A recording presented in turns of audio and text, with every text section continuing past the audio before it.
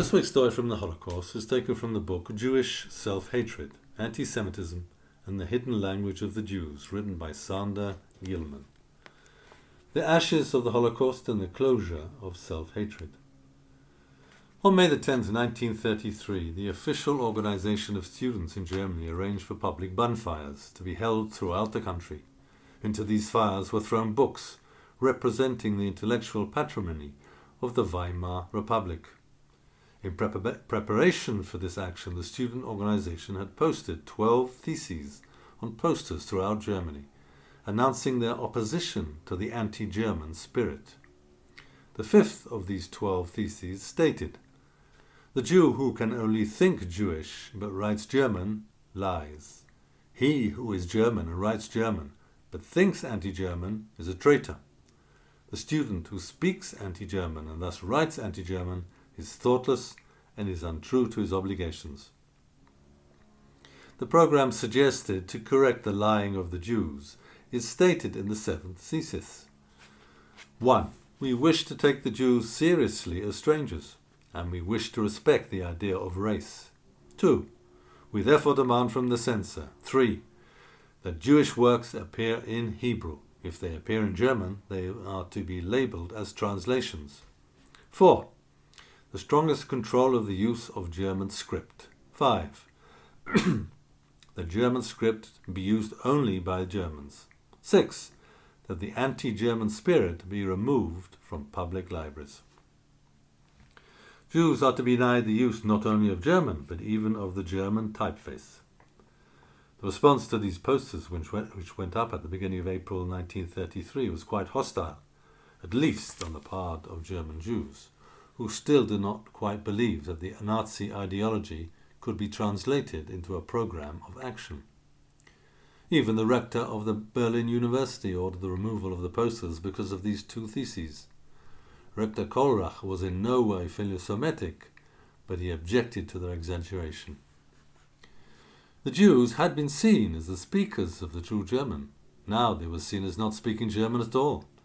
It was this thesis more than any other that attacked at the very roots of German Jewry's identity. Max Herrmann, professor of the history of the theatre at Berlin, stated in a letter to the Ministry of Culture on May 1st, 1933, that he would not enter the university as long as the posters were displayed. "My honour is offended by the reference to that group with which I am associated by birth, and about which it is publicly stated that the Jew can only think Jewish, that if he writes German, then he lies. I write German, I think German, I feel German, and I do not lie." Herrmann was removed from his post in the summer of 1933, along with the other Jewish professors in Germany, and died in 1942 in Theresienstadt. The importance of the poster announcing the basis for the book burnings in May 1933 is that it directly stated that the Jews' language was not to be considered German. Hitler had already presented his objections to acculturation in Mein Kampf. He saw in the possibility of any group becoming German by merely learning the German language the eventual conquest of the majority through the insidious power of the minority. It is a scarcely conceivable fallacy of thought to believe that a Negro or Chinese, let us say, will turn into a German because he learns German and is willing to speak the German language in the future, perhaps even give his vote to a German political party. Only too frequently does it occur in history that conquering people's outward instruments of power succeeds in forcing their language on oppressed peoples. But after that, after 1,000 years, their language is spoken by another people, and the victors thereby actually become the vanquished. The German student union, in their book burnings, carried out Hitler's dictum that a man can change his language without any trouble.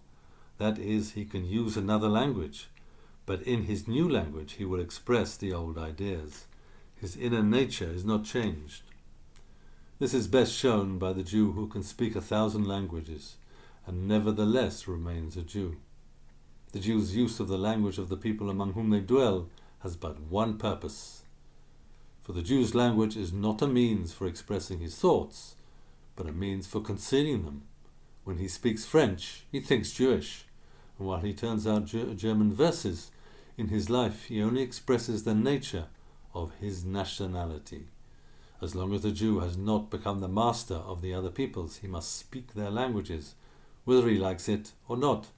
But as soon as they have become his slaves, they would all have to learn a universal language, Esperanto for instance, so that by this additional means the Jews could more easily dominate them. Please pass on this story. Thank you.